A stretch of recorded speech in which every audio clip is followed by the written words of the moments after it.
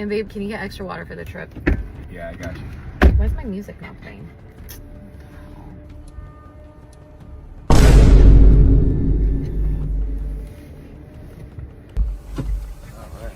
All right, we got water. We're gassed up. Let's do this. You can just take me home. I'm not going on this trip. What happened now? 4 years of my life wasted.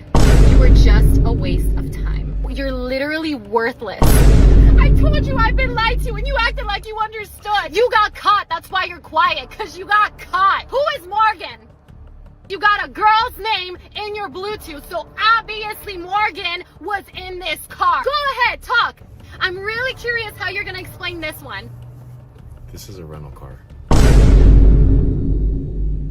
So I'm assuming Morgan is the last person who drove it.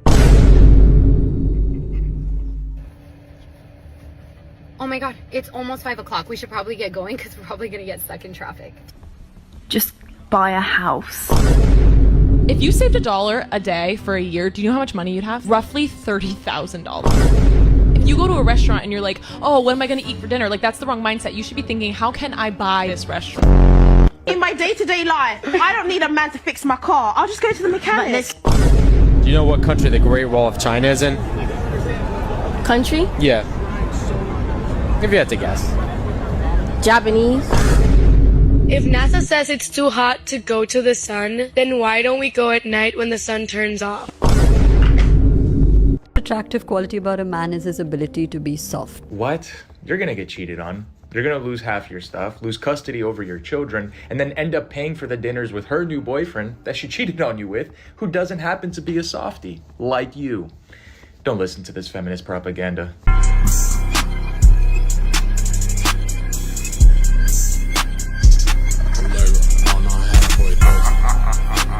Weird that there's no like national holiday celebrating like single women in their mid-30s who have yet to find a husband or have any children.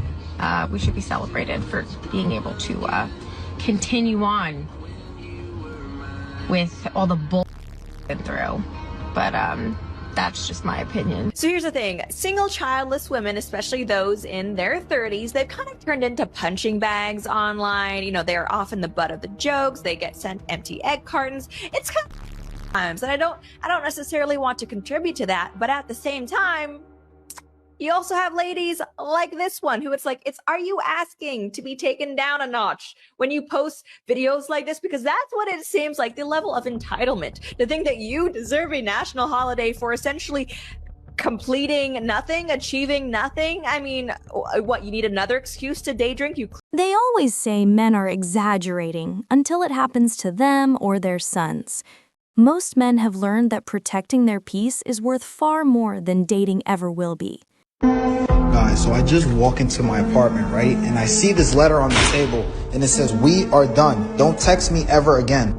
And I guess now my so-called ex-girlfriend completely destroys my whole room, knocks my canvases off the wall, broke my gaming chair, smashed every single one of my monitors, broke my brand new PlayStation 5. This can't be true. About 30 dates. Did you have any fun? Rarely. It was just an ordeal. Unpleasant. Yeah. She says the pressure of Ned having to prove himself was grueling.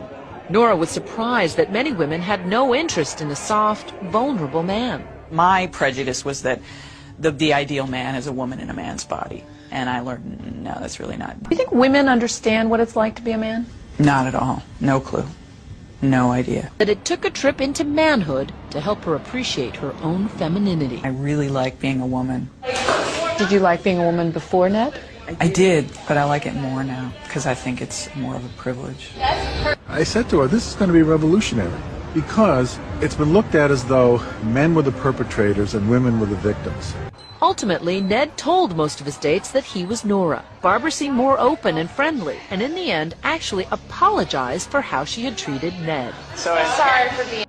Please! But after 18 months of deception, she was unraveling. Her checked into a hospital with severe depression. Her views about men have changed forever. Men are suffering. They have different problems than women have, but they don't have it better. They need our sympathy.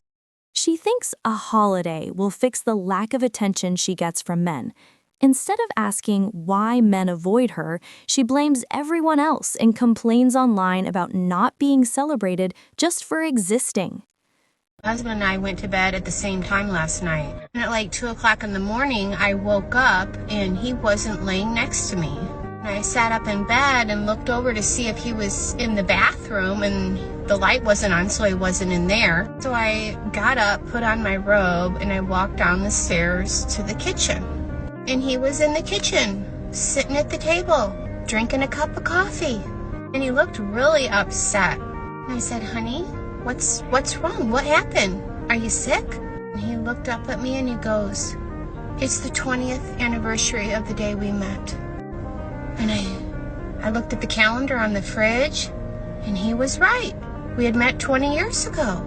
I said, oh my gosh, I can't believe you remembered that. And he said, do you remember that time when your dad caught us in the back seat of my truck? I said, yeah, I actually do remember that.